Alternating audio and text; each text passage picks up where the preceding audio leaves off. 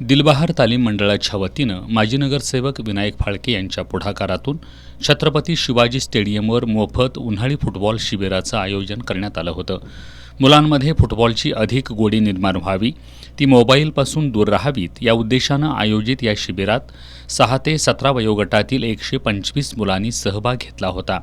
शिवछत्रपती पुरस्कार विजेते शिवाजी पाटील, अजित पाटील, धनाजी सूर्यवंशी, किरण साळोखे, नेताजी डोंगरे यांनी शिबिराचं संयोजन केलं, तर प्रशिक्षक प्रमोद भोसले आणि सागर हुजरे यांनी मार्गदर्शन केलं.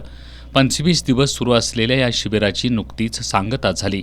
समारोप प्रसंगी शिबिरातील सहभागी मुलांना प्रमाणपत्रे देण्यात आली.